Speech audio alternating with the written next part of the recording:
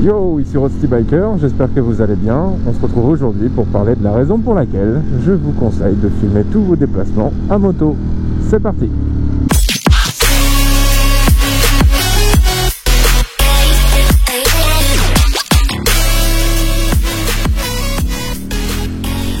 Alors des bonnes raisons de filmer, il y en a plein. Des mauvaises, il n'y en a aucune.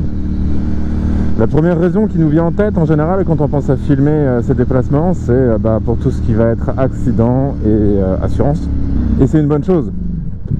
Parce que si vous avez un accident avec un tiers, moi je pars du principe que le tiers va toujours être de mauvaise foi. Voilà, je préfère prévenir que guérir. Je préfère anticiper et couvrir mes arrières.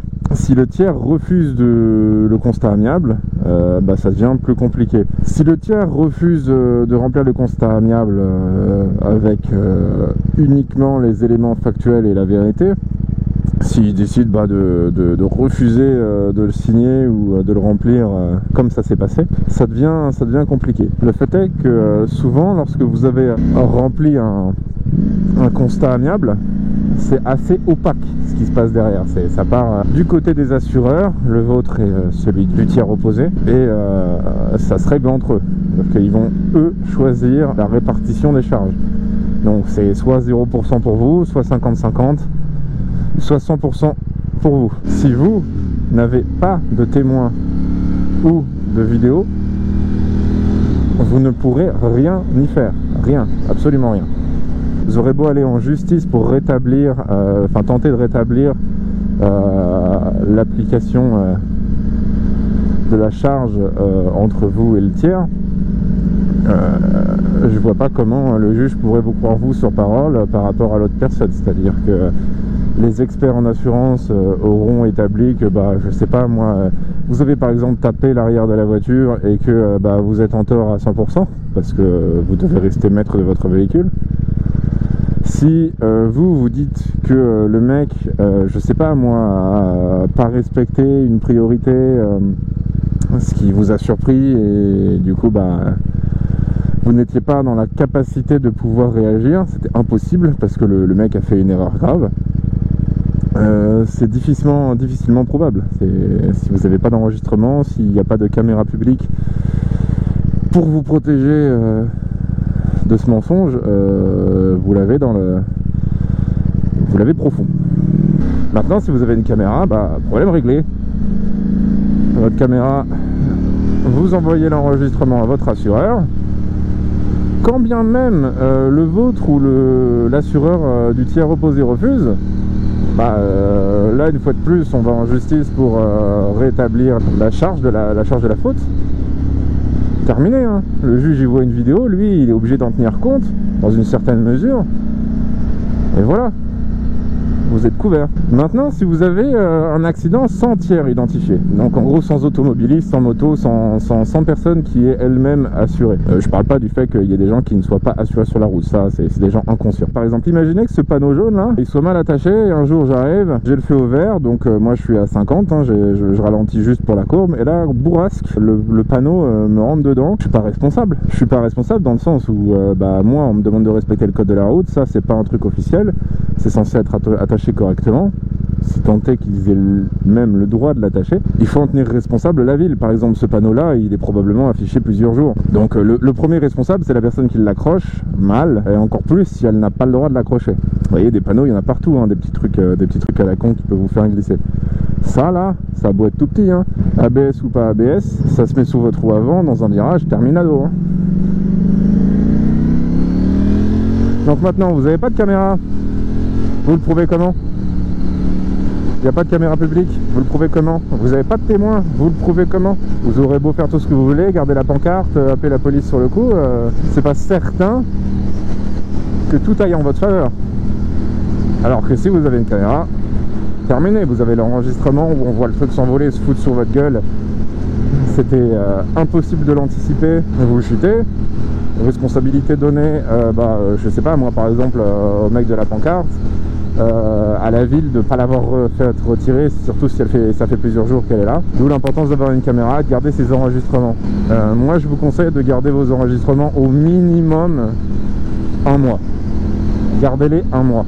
ayez un espace de stockage conséquent parce que ça pèse lourd, hein. Mais gardez tous vos enregistrements en permanence 30 jours. Maintenant, deuxième raison pour laquelle c'est bien d'avoir une caméra. Et je vais ouvrir une gigantesque parenthèse. Les forces de l'ordre, c'est des êtres humains comme vous et moi. Ils sont doués d'émotions, il y a des jours avec, il y a des jours sans. Il y en a des mieux que d'autres. Je dis pas qu'il y a spécialement des gens mauvais, mais voilà, il y a des gens mieux que d'autres, comme il y a des motards mieux que d'autres, comme il y a tout simplement des êtres humains mieux que d'autres. C'est très près de moi, toi. Ils n'ont pas un métier difficile. Qu'est-ce que je raconte? Ils n'ont pas un métier facile. Voilà, je dis des conneries, moi. Depuis quelques années, les gouvernements consécutifs ont un peu changé leur mission. Moi, quand j'étais petit, je m'en souviens très très bien, j'appelais ça les gardiens de la paix. J'appelais pas ça les forces de l'ordre. Alors déjà, j'étais peut-être petit et naïf, ou petit et idéaliste. Mais bref, moi, quand j'étais petit, c'était comme ça qu'on les appelait. Hein. Les policiers dans la rue, c'était des gardiens de la paix, c'était pas les forces de l'ordre. Maintenant, la plupart du temps, soyons tous honnêtes, ils sont sympas. Ils sont justes, ils sont sympas et ils sont plutôt à l'écoute. Maintenant, si vous tombez sur la mauvaise personne au mauvais moment, parce que ça peut très bien être une personne adorable en général, mais voilà, c'est le mauvais jour, j'en sais rien, moi, il lui est arrivé un drame dans sa vie, ou quelqu'un juste avant vous l'a énervé, l'a agacé, et du coup, il est plus remonté qu'en temps normal. Voilà, ça peut arriver, hein. Ça arrive absolument à tout le monde, hein. Moi j'essaie de rester plutôt zen et plutôt calme en général. Maintenant, si quelqu'un me pourrit au point de m'énerver, je pense que je peux devenir un vrai connard. Je suis certain même de devenir un connard. Voilà, parenthèse fermée.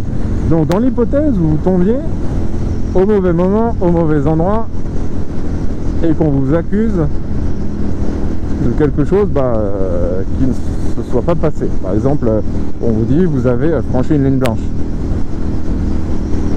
Et encore non, ça c'est facilement prouvable parce que il suffit simplement de relever l'adresse, vérifier bien du coup l'adresse au moment où on vous verbalise, et il suffit d'aller sur place prendre des photos pour prouver non, je suis désolé, mais à cette adresse là il n'y a pas de ligne blanche. Donc bref, non, mauvaise idée. On va prendre vitesse excessive eu égard des circonstances. Ça, c'est difficile de s'en débarrasser facilement parce que c'est à la personne qui verbalise qui a une assermentation, donc une parole que l'on considère comme la vérité, à moins qu'il y ait une preuve irréfutable. Si une personne des forces de l'ordre vous annonce une douloureuse pour ce cas-là, il n'y a pas grand-chose à faire. Hein.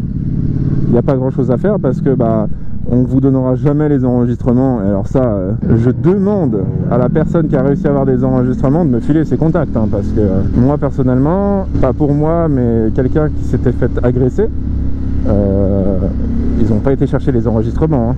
Pourtant il y en avait plein, hein. Il y avait une caméra à l'endroit où elle sortait du bus, il y avait une caméra dans le bus, il y avait des caméras dans le RER au moment où elle est sortie de la ligne de RER. C'était pas compliqué d'identifier l'agresseur.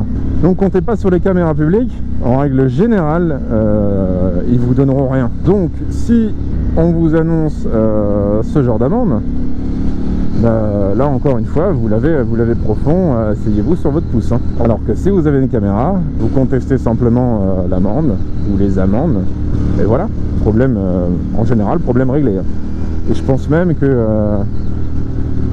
en préventif, la personne qui vous verbalise, si elle voit une caméra, elle va avoir du mal à vous charger, si elle est mal intentionnée, hein. Je dis pas que c'est un cas général, hein. Encore une fois, je prends des grosses pincettes là-dessus, mais elle va avoir du mal à se dire qu'elle va faire ce qu'elle veut alors que vous avez une caméra qui filme. Donc voilà, même contre les forces de l'ordre, enfin pour vous protéger entre guillemets d'une injustice, parce qu'il n'y a rien de pire qu'une injustice,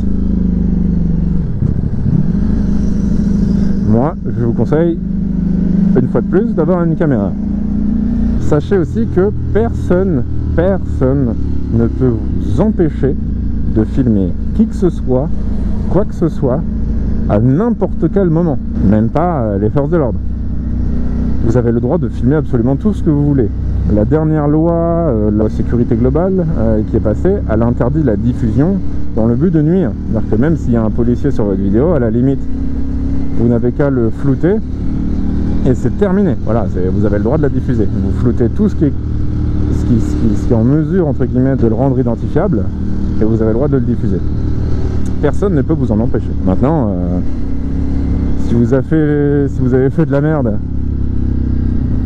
et que par exemple un gendarme vous demande d'arrêter de filmer parce que ça l'emmerde plus qu'autre chose, il aime pas être filmé, ça peut arriver, hein. Les gens il y en a qui aiment pas être filmés, hein. Moi c'est mon cas, j'aime pas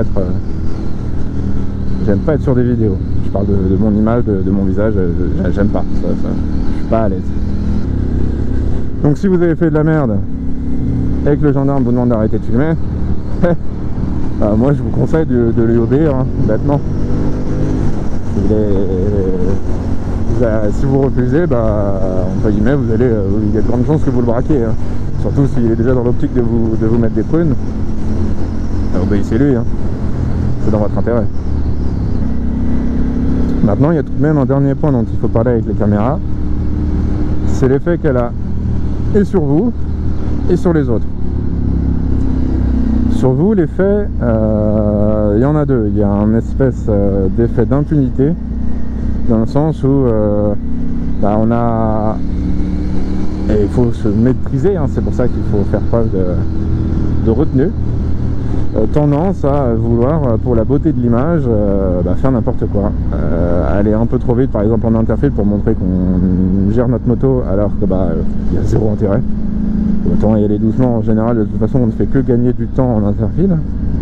Si vous êtes pressé, essayez de partir plus tôt. Et tout simplement à faire des excès de vitesse ou prendre des risques, à prendre des virages à 100 au lieu de 50, alors que l'intérêt, je vois pas où il est, quoi. On n'est pas sur circuit, il n'y a aucun intérêt. Tout ça juste pour la beauté de l'image, une fois de plus. Si vous filmez en permanence, surtout si c'est pour poster sur quelques réseaux sociaux que ce soit, vous allez à un moment ou à un autre avoir envie de prendre une belle image. Et dans ce cas-là, soyez simplement le plus prudent possible. Faites attention à vous. Ça sent le mazout. C'est horrible, ça pue. Secondo, l'effet sur les autres. Et l'effet, il a tendance à calmer. Voilà, c'est dans un premier temps, si vous avez un petit conflit, un petit accrochage verbal avec les gens, dès lors qu'ils voient la caméra, ils ont tendance à se retenir ou à se calmer. Identifiez bien la caméra, hein, parce qu'il y en a beaucoup qui ne la remarquent pas, hein. Déjà, vous êtes invisible sur la route, partez de ce principe-là, pour votre sécurité, personne ne vous voit. Et même quand les gens vous regardent droit dans les yeux, alors que la caméra, elle est sur ma tête, hein, elle est face à eux, en fait, dans l'énervement ou dans le feu de l'action, ils ne la remarquent pas. Donc, faites-leur bien comprendre qu'ils sont filmés. En général, ils vont avoir tendance soit à se calmer, soit à vous dire qu'ils n'en ont rien à faire, mais majoritairement, moi, à chaque fois que j'ai eu des altercations avec des gens où juste on était en désaccord, hein, on se crêpait le chignon, gentiment, verbalement. En général, les gens se calment un peu ou ont tendance à reconnaître un peu plus vite leur tort. Soyez-vous aussi, j'ai envie de dire fair play, hein, même si c'est pas un jeu, reconnaissez vos torts, hein. Tout le monde fait des erreurs, vous en ferez. Soyez humble. Vous êtes sur une moto, vous pouvez mourir. Voilà. Il suffit de rien. Donc au niveau des caméras, moi, ce que je vous conseille, c'est au minimum une caméra, au minimum Full HD, donc 1080p, en 60 images secondes. Ça, c'est le primordial à la limite, hein. Les 60 images secondes, c'est hyper important parce que on se rend pas compte, mais sur une vidéo, par exemple, si vous bougez comme ça, n'importe quoi.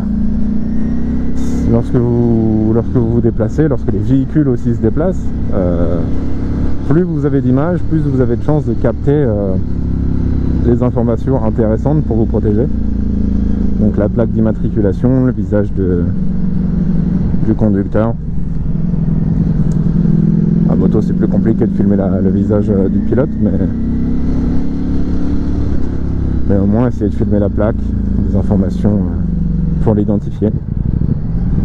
Donc voilà, j'espère que cette vidéo vous aura appris des petites choses.